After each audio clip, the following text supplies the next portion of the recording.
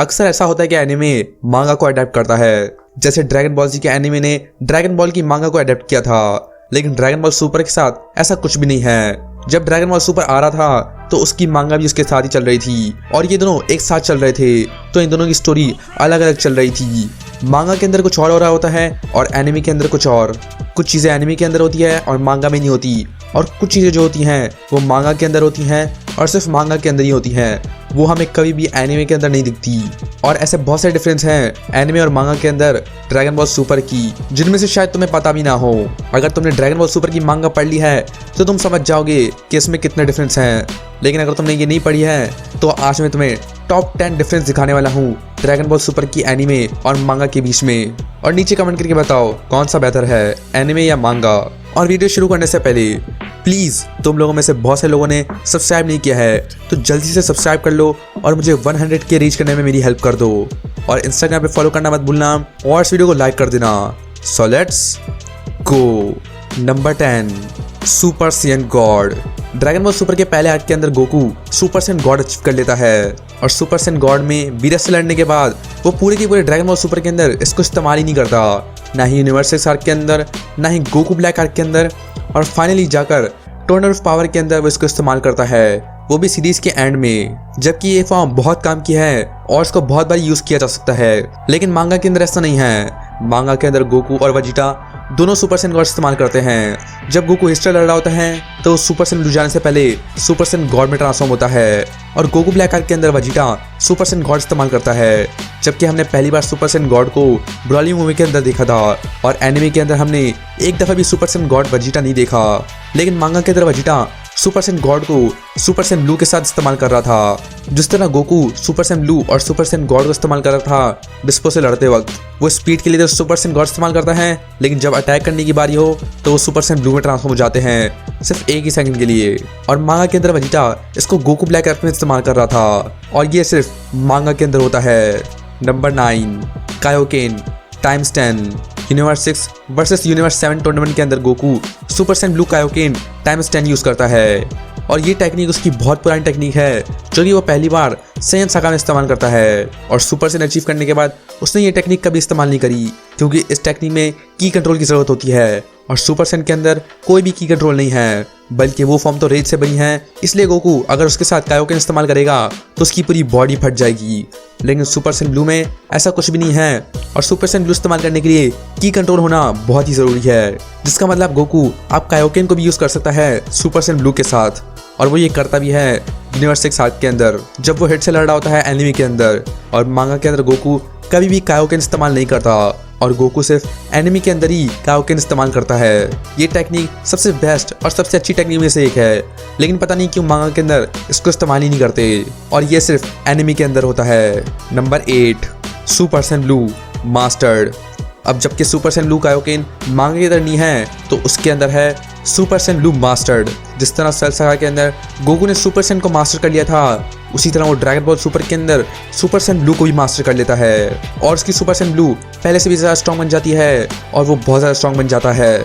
ये फॉर्म वो Goku black arc के अंदर अचीव करता है जब वो जामासु से लड़ रहा था, और वो तभी सुपर सैयन ब्लू को परफेक्ट कर लेता है, और ये परफेक्टेड सुपर सैयन ब्लू बिल्कुल कायोकेन टाइम्स 20 के लेवल पर है। इस फॉर्म के अंदर गोकू अपनी सारी की सारी गॉड की को कंट्रोल कर सकता है और उसको अच्छे से यूज़ कर सकता है, और बाद में जाकर वेजिटा भी सुपर सैयन ब्लू को मास्टर कर लेता है जब वो वीरस से लड़ रहा था, और इस फॉर्म के अंदर वो वीरस को पंच भी मार देता है। तो तुम सोच सकते हो कि ये फॉर्म कितनी ज़्यादा स्ट्रॉन्ग है, लेकिन एनिमे के अंदर ऐसा कुछ भी नहीं होता, बल्कि Goku super Saiyan blue Kaioken इस्तेमाल करता है, और बाद में जाकर Vegeta super Saiyan blue evolution. मांगा के अंदर गोकू जब जीरेन से लड़ रहा होता है तो क्रेलिन वीज से पूछता है क्या वो अपनी perfected super Saiyan blue form इस्तेमाल कर रहा है, तो वीज बोलता है वो इस्तेमाल कर रहा है, लेकिन एनिमे के अंदर इसका उल्टा होता है। क्रेलिन पूछता है क्या वो अपनी कायोकेन इस्तेमाल करता है, और वीज बताता है कि वो अपना कायोकेन इस्तेमाल कर रहा है। तो तुम देख सकते हो कि एनिमे और मांगा के अंदर कितना डिफरेंस है। Number 7, Cell Juniors. Dragon Ball Super की मांगा के अंदर सेल जूनियर्स वापस आ जाते हैं। तुम लोगों को सेल सागा के अंदर तो याद ही होगा सेल के वो छोटे छोटे से बच्चे जो इनका नाम था सेल जूनियर्स, और जब गोहान सुपर सैयन 2 चला गया था तो उसने एक एक करके सभी को मार दिया था, लेकिन वो ड्रैगन बॉल सुपर की मांगा के अंदर वापस आ जाते हैं, और वो भी एंड्रॉइड 17 के आइलैंड पर होते हैं वो। एंड्रॉइड 17 ने सेल जूनियर्स को टेम कर लिया है और अब वो भी आइलैंड को प्रोटेक्ट करते हैं। और जब गॉर्डियन ट्रंक्स वहां पर आते हैं तो वो सेल जूनियर से लड़ते भी हैं, लेकिन जब सेल जूनियर्स देखते हैं कि वो भी आइलैंड को प्रोटेक्ट करने के लिए आए हैं तो वो लड़ना बंद कर देते हैं। लेकिन एनिमी के अंदर ऐसा कुछ भी नहीं होता। हमें दिखता है कि सिर्फ गॉर्डन और ट्रंक्स ही हैं और सेल जूनियर्स का कोई नामो निशान नहीं है। तो ये चीज़ सिर्फ मांगा के अंदर होती है और एनिमी के अंदर बिल्कुल नहीं होती, और इसका मतलब हमें आगे जाकर सेल जूनियर्स भी देखने को मिल सकते हैं। नंबर 6, गोकू हक्काई। हक्काई एक बहुत पावरफुल टेक्निक है जो कि सिर्फ डिस्ट्रॉयर्स इस्तेमाल कर सकते हैं, जो कि पूरे यूनिवर्स के गॉड ऑफ डिस्ट्रक्शन होते हैं, जो कि सबसे ज़्यादा स्ट्रॉन्गेस्ट होते हैं पूरे यूनिवर्स के अंदर।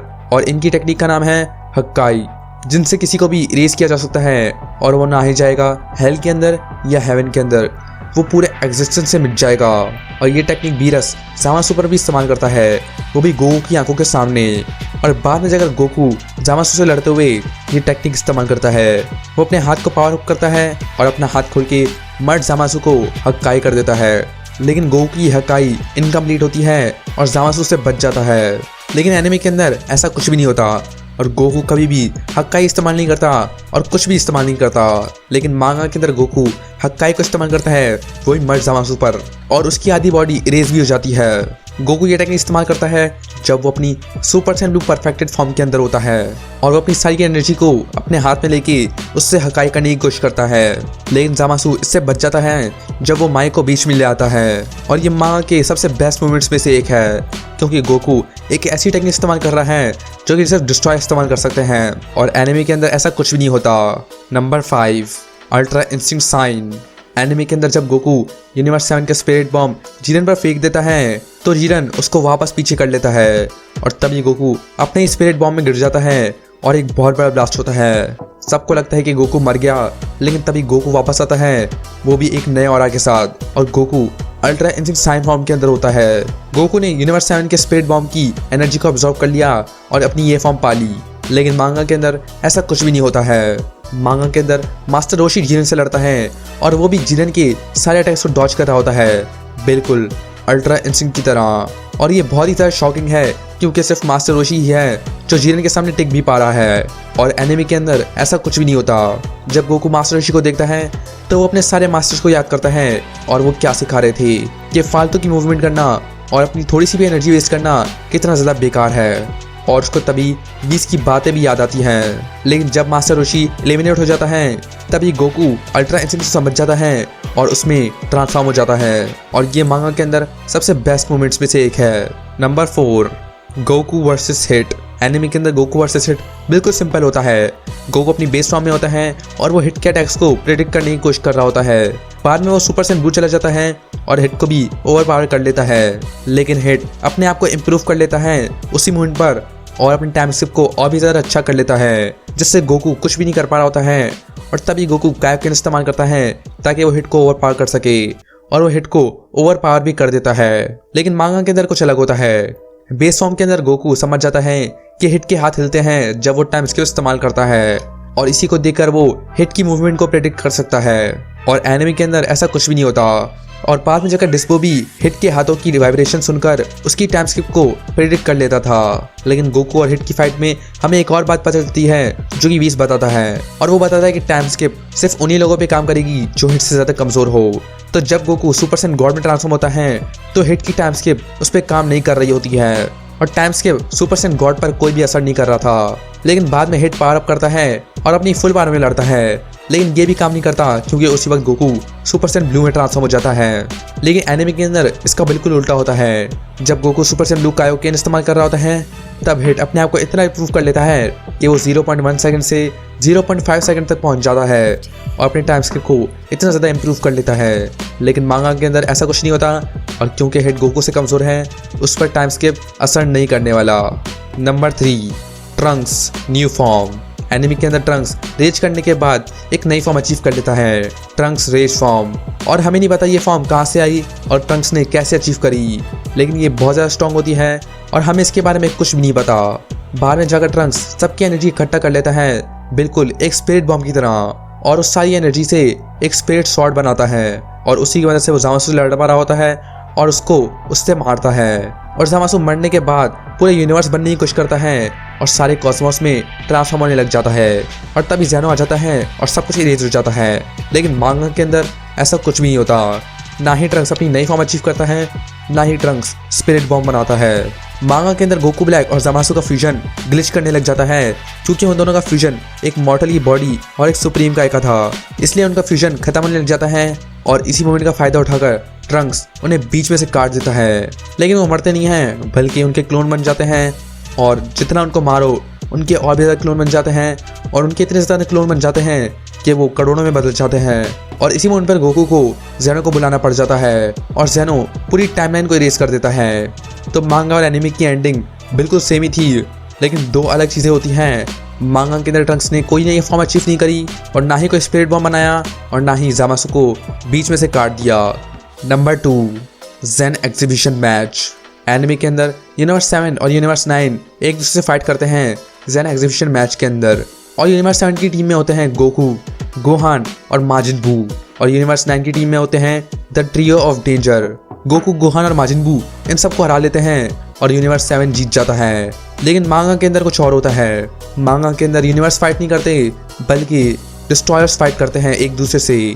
और इस फाइट के अंदर बीरस अल्ट्रा इंस्टिंक्ट को भी यूज़ करता है और गोकू इसको पहली बार यहीं पर देखता है। बीरस अल्ट्रा इंस्टिंक्ट यूज़ करके सारे डिस्ट्रॉयर्स को डॉज कर रहा होता है, लेकिन वो इसको अब भी मास्टर नहीं कर पाया है, तो ये काम नहीं करता और हमेशा ये डिस्ट्रॉयर्स की पावर देखने को मिलती है। लेकिन एनिमे के अंदर ऐसा कुछ भी नहीं होता। लेकिन मांगा के अंदर हमें उनकी हर एक पावर के बारे में पता चल जाता है और उनकी फाइट बहुत खतरनाक होती है। और यहीं से हमें पता चलता है कि बीरस कितना ज़्यादा स्ट्रॉन्ग है दूसरे डिस्ट्रॉयर्स के मुकाबले। मांगा के अंदर भी गोकू और टॉप्पो लड़ाई करते हैं और टॉप्पो गोकू को हरा भी लेता है मांगा के अंदर।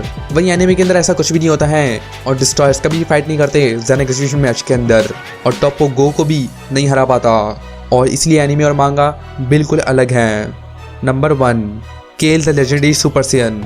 टोर्नो ऑफ पावर में हमें केल देखने को मिलती है, जो कि यूनिवर्स 6 की लेजेंडरी सुपर सेयन थी। हमें उसकी बैक स्टोरी के बारे में कुछ नहीं पता, लेकिन मांगा के अंदर हमें बहुत कुछ पता चलता है। एनिमे के अंदर केल बहुत ही कमज़ोर होती है और वो बहुत ज़्यादा शर्मीली भी होती है और उसके अंदर बिल्कुल ही पावर नहीं होती। लेकिन जब वो गुस्सा हो जाती है तो वो किसी को भी नहीं छोड़ती और सबको पीट देती है। वो अपने ऊपर सारा कंट्रोल खो देती है और वो सबको सरपास कर लेती है सिर्फ एक ही मोमेंट के अंदर। लेकिन मांगा के अंदर कुछ और होता है। मांगा के अंदर हमें उसकी बैक स्टोरी भी मिलती है कि वो कैसे एक ऑर्फन थी और कॉलीफ्ला ने उसको ले लिया और केल हमेशा से ज़्यादा स्ट्रॉन्ग थी, लेकिन कॉलीफ्ला की रिस्पेक्ट करते हुए वो अपनी पावर को छुपाती थी। और टोर्नो ऑफ पावर के अंदर वो अपनी पावर को दिखाती भी है। गोल्डन फ्रीज़ा भी बोलता है कि केल अपनी बेस फॉर्म के अंदर ही सुपर सेन कॉलीफ्ला से ज़्यादा तेज़ है और वो अपनी बेस फॉर्म के अंदर ही सुपर सेन से भी ज़्यादा स्ट्रॉन्ग है। और जब वो अपनी बजर्क फॉर्म में जाती हैं तो वो गोल्डन फ्रीज़ा को पटक पटक के मारती है और गोकू की सुपर सेन ब्लू को भी ओवर पावर कर लेती है। वो एनालाइजा को एक ही पंच में हरा देती है। वही एनिमे के अंदर एंड्रॉइड 17, गोल्डन फ्रीज़ा, गोकू, वेजिटा और गोहान मिलकर काम करते हैं ताकि वो उसको हरा सकें। एनिमे के अंदर तो जीरन उसको रोक देता है, लेकिन मांगा के अंदर उसको कोई भी नहीं रोक पा रहा होता है और तभी कॉलीफ्ला और केल फ्यूजन कर लेते हैं और बन जाता है कैफ्ला, जो कि बहुत ज़्यादा स्ट्रॉन्ग होती है। वहीं एनिमे के अंदर गोकू कैफ्ला से लड़ता है, मांगा के अंदर गोहान कैफ्ला से लड़ता है और गोहान कैफ्ला को बहुत ही फाइट देता है और आखिर में गोहान और कैफ्ला दोनों एलिमिनेट हो जाते हैं। लेकिन एनिमे के अंदर ऐसा कुछ भी नहीं होता और गोकू अपनी अल्ट्रा फॉर्म के अंदर कैफ्ला को हरा देता है। तो यही थे ड्रैगन बॉल सुपर एनिमे और मांगा के बीच में डिफरेंस। नीचे कमेंट करके बताओ। अगर तुम्हें ये वीडियो पसंद आई तो लाइक कर देना, मेरे चैनल सब्सक्राइब कर देना और मैं तो तुम नेक्स्ट ड्रैगन बॉल वीडियो के अंदर।